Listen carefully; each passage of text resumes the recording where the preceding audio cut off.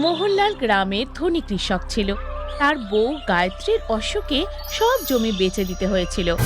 সেই জন্য উনি ওনার ঘরের সামনে পরোটার দোকান খুলেছিলেন এবং খুব তাড়াতাড়ি ওনার ব্যবহার আর সুস্বাদু পরোটা গ্রামের লোকেদের খুব ভালো লেগে গেল।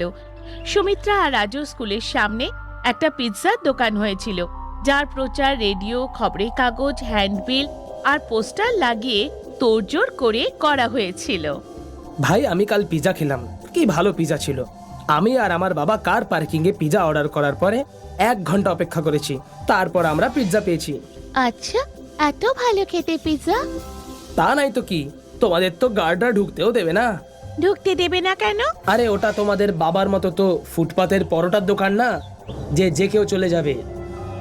ওই দোকানের একটা স্ট্যাটাস আছে, বড় লোকরা তাদের গাড়ি নিয়ে দাঁড়িয়ে থাকে, তারপরেই তারা পিৎজা খেতে পারে, বুঝেছো? রকির কথা শুনে সবাই হাসতে থাকে। সুমিত্রা পরোটা নিয়ে মজাটা একদম পছন্দ করেনি। রাজু যখন স্কুল থেকে বাড়ি যাচ্ছিল, তখন পিৎজার দোকানে লোকের ভিড় দেখে দাঁড়িয়ে পড়ে। সুমিত্রা ওকে বুঝিয়ে সুঝিয়ে বাড়ি নিয়ে আসে। বাবা, বাবা, আমরাও পিৎজা খেতে চাই। ঠিক আছে বাবা, খাইয়ে দেবো একদিন। এখন আমি গরম গরম আলুর পরোটা বানিয়েছি, ওটা খাও। আমি খাবো না, আমি খাবো না, আমি পিৎজাই খাবো।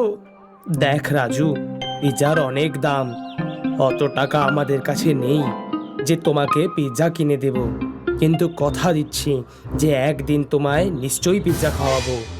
না বাবা, আমার কালকেই পিৎজা চাই। যদি পিৎজা না পাই তাহলে আমি কিচ্ছু খাবো না।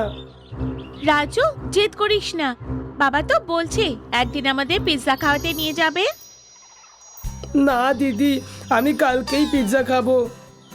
রকি দাদা স্কুলে বলেছিল পিৎজা দারুণ খেতে হয়।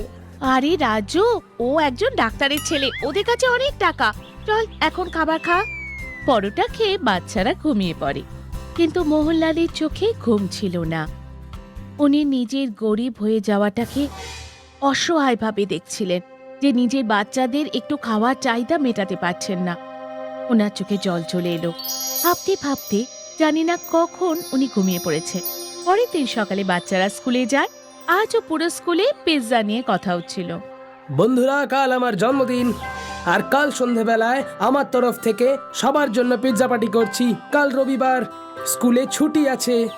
সবাই কাল সন্ধেবেলায় ভালো ভালো জামাকাপড় পরে চলে এসো, ঠিক আছে? দাদা, আমিও আসবো তো, আমাকে বললে না তুমি? না, তোমরা ওখানে যেতে পারবে না, ওখানে শুধু বড় লোকরা আসে, যাদের স্ট্যাটাস আছে। তুমি শুধু পরোটা খাও। চল রাজু, ওদের পিৎজার থেকে ভালো আর সুস্বাদু আমাদের পরোটা। আরে যাও যাও, বাঁদররা কিভাবে জানবে যে আদা কেমন খেতে? স্কুলের বাইরে যে পিৎজার পোস্টার লাগানো আছে সেটাই দেখতে থাকো আর পরোটা খাও, ভেবে নিও পিৎজা খাচ্ছ। রকি, এরকম ভাবে বলতে নেই, চলো সুমিত্রা, ও তো এভাবেই কথা বলে। রাজুর ফটো দেখে পরোটা খাওয়ার কথায় সবাই হাসতে থাকে। সুমিত্রা আর রাজুর খুব খারাপ লাগে। দুজনেই বাড়ি চলে আসে। আরে রাজু, এরকম মন খারাপ করে দাঁড়িয়ে আসো কেন? বাবা, আসলে কথা হলো, রকির কাল জন্মদিন, ও সবাইকে নেমন্তন্ন করেছে, কিন্তু আমাদের করেনি, কারণ ওখানে সব বড় লোকরা আসবে। ব্যাস এই ব্যাপার। কাল আমি তোমাদের জন্য দারুণ আলুর পরোটা বানাবো আর আমরা পার্টি করব। আমি পরোটা খেতে চাই না, আমি শুধু পিৎজা খেতে চাই, আমার পিৎজা চাই। বাবু, আমি বললাম তো যে এখন আমার কাছে তোমাদের মাইনে দেবারও টাকা নেই, পিৎজা কোথা থেকে খাওয়াবো? এটা বলে মোহনলাল চোখে জল নিয়ে বাড়ির বাইরে পরোটার দোকানে চলে এলো। রাজু, তোমার এরকম বলা উচিত হয়নি। পিৎজা জেদ ছেড়ে দাও ভাই, যখন টাকা আসবে আমরা নিশ্চয় পিৎজা খাবো। এখনো অবধি আমাদের কাছে কি টাকা আছে? সবাই নতুন নতুন জামা কাপড় পরে, আর আমরা 2 বছর ধরে একই জামা পরি। আমরা কি কোনোদিন পিৎজা খেতে পারবো না দিদি? এরকম কথা নয় ভাই, আমরা একদিন নিশ্চয় পিৎজা খাবো। সেদিন রাতে রাজু খাবার খায়নি, আরে কেউ খাবার খায়নি। সকালে মোহনলাল উঠলো আর বাজারে চলে গেল। ফিরে এসে দেখলো রাজু তখনও ঘুমিয়ে আছে।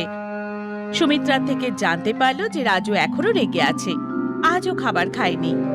ওঠো বাবু, আজ আমি তোমাদের পরোটা পিৎজা খাওয়াবো, চলো ওঠো। বাবা, আমি বলেছি তো, যতক্ষণ না পিৎজা পাবো আমি কিচ্ছু খাবো না।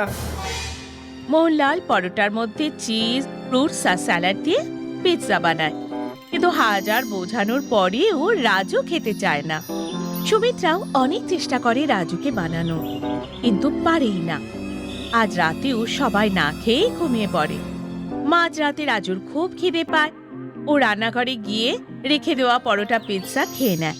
ওর খুব ভালো লাগে আর পরোটা পিৎজা খেয়েই যায়। মোহনলাল লুকিয়ে লুকিয়ে ওর খাওয়া দেখে। সকালে উঠে মোহনলাল বাজারে চলে যায়। ফিরে এসে সুমিত্রাকে ডাকে।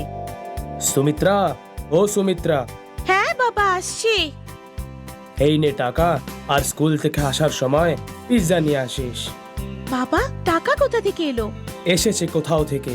আর হ্যাঁ, আমি টিফিনে পরোটা পিৎজা রেখে দিয়েছি, খেয়ে নিস মনে করে। সুমিত্রা যখন বাড়ি থেকে স্কুলের জন্য বেরোচ্ছিল তখন বাবার সাইকেল বাইরে ছিল না। বুঝতে দেরি হয়নি যে বাবা সাইকেল বিক্রি করে টাকা এনেছে। সুমিত্রা রাজু স্কুলে পৌঁছে যায়। স্কুলে কাল রকের পিৎজা পার্টি নিয়ে কথা হচ্ছিল। সবার মুখে শুধু পিৎজার কথা।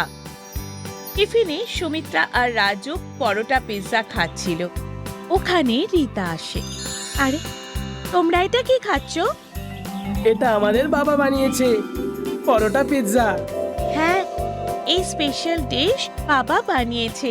নাও, তুমিও খাও, খুব ভালো খেতে। আরে বাহ, দারুণ পরোটা পিৎজা বানিয়েছে তো। এটা তো দারুণ পরোটা পিৎজা। এসো সবাই দেখো পরোটা পিৎজা। কাল পার্টির পিৎজা থেকেও অনেক বেশি ভালো খেতে। সুমিত্রা প্লিজ, আমাকেও এক টুকরো দাও না। হ্যাঁ হ্যাঁ রকি, এই নাও। বাহ, সত্যি দারুণ খেতে এটা পরোটা পিৎজা। এরকম তো আমি জীবনেও খাইনি। শিগগিরই পুরো গ্রামে পরোটা পিৎজার কথা ছড়িয়ে পড়ল। সুমিত্রা ওর বাবাকে পরোটা পিৎজা বানানোর কথা বলল। এখন ওদের দোকানে প্রচুর ভিড় হতে শুরু করলো। পিৎজার দোকানে গ্রাহকদের সংখ্যা ক্রমশ কমতে লাগলো। পিৎজার দোকান প্রায় বন্ধ হতে যাচ্ছিল। তখনই একদিন পিৎজার দোকানের মালিক নিজে মোহনলালের কাছে এলো।